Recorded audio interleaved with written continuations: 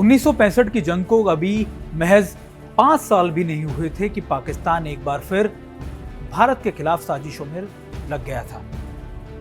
अब पाकिस्तान की उम्मीद थी कि अगर वो जम्मू कश्मीर में सफल नहीं होता तो फिर वेस्ट बंगाल या दूसरे इलाकों के अंदर वो अस्थिरता ला देगा और भारत के लिए मुश्किलें पैदा कर देगा। इसको लेकर इनपुट बहुत लंबे समय से मिलते रहे। बताया गया कि मुक्ति वाहिनी के लोगों को एक पूरा संगठन बन गया पाकिस्तान के खिलाफ, जो इसे हम ईस्टर्न पाकिस्तान या अब बांग्लादेश भी कहते हैं। वहां पर लोगों को मारे जाने लगा, कई लोगों के नरसंहार हुए, लोगों को मार दिया गया, महिलाओं के रेप किए गए और यहां तक कि लोगों को ह्यूमन ट्रैफिक के अंदर भी शामिल कर दिया गया। इस चीजों के इस प्रमाण बहुत प्रबल तरीके से मिलते रहने लगे। फिर ये सोचा गया कि क्यों ना अब नया पाकिस्तान की जगह नया देश बनाया जाए जहां पर बांग्लादेशी लोग अपने आप को सुरक्षित महसूस कर सके। इसके लिए उस समय प्रधानमंत्री इंदिरा गांधी ने सैम मानेकशॉ जो जनरल थे उनको ये कहा कि आप इसके ऊपर रणनीति तय कीजिए।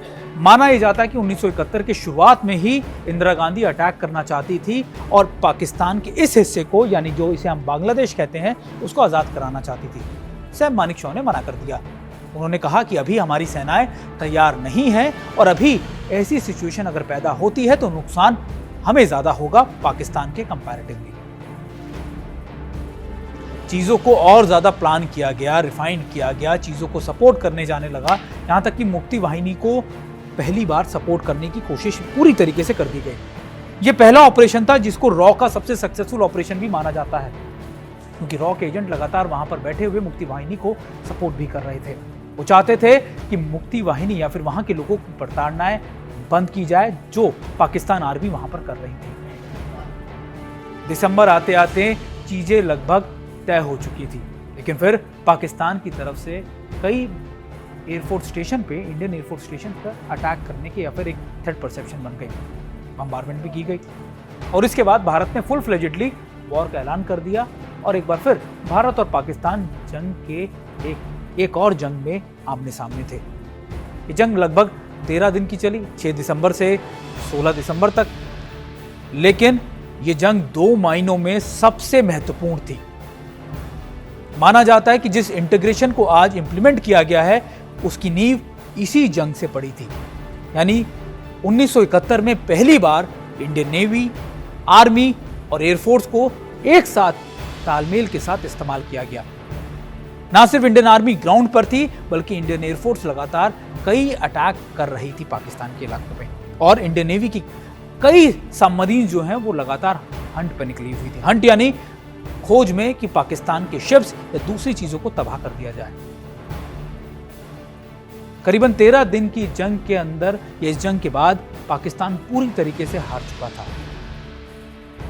16 दिसंबर को हम विजय दिवस के तौर पर मनाते हैं क्योंकि पाकिस्तान की तरफ से करीबन 93,000 लोगों ने सरेंडर किया। और मान के चलिए दूसरी इंपॉर्टेंट बात यही है, वर्ल्ड वॉर के बाद दूसरा ऐसा मौका था जब इतने ज्यादा लोगों ने सरेंडर किया हो और इसमें पाकिस्तान आर्मी के 80,000 से ज्यादा सैनिक थे और 10 से 15,000 सिविलियंस। लेकिन भारतीय सेना ने बहुत प्रोफेशनलिज्म के साथ ना सिर्फ इनको सरेंडर करा के पूरी मानवता वाली चीज मुहैया कराई सुविधाएं, बल्कि बहुत बाइज्जत इनको इनके घर तक पहुंचाया। इसमें इंटरेस्टिंग ये था कि सैम मानेकशॉ ने पॉलिटिकल विल के सामने अपनी बात रखी और उसको मनवाया।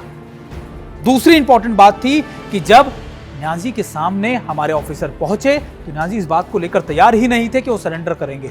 बांग्लादेश में यहां तक कि जब वो पहुंचे थे तब उस समय जो जनरल जैकब हुआ करते थे उन्होंने ये प्रपोजल न्याजी को दिया। न्याजी ने मना कर दिया कि हम इस पर नहीं राजी होंगे। तो उनको ये डराया गया कि आपकी सेना के लिए हमारी सेना महज 30 किलोमीटर दूर खड़ी है और हम कभी भी इन इलाकों में, ढाका के इलाकों में जंग का ऐलान कर सकते हैं या फिर घुसपैठ कर लेंगे।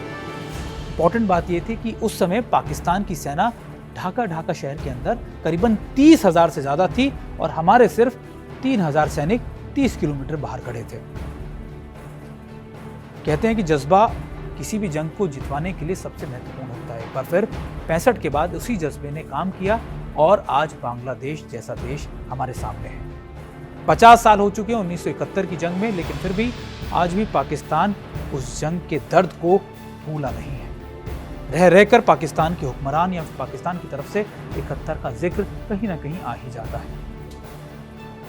जुड़े रहिए TV9 भारतवर्ष के साथ और अगले एपिसोड में हम आपको फिर लेकर आएंगे एक और नई जंग की नई दास्तान के साथ।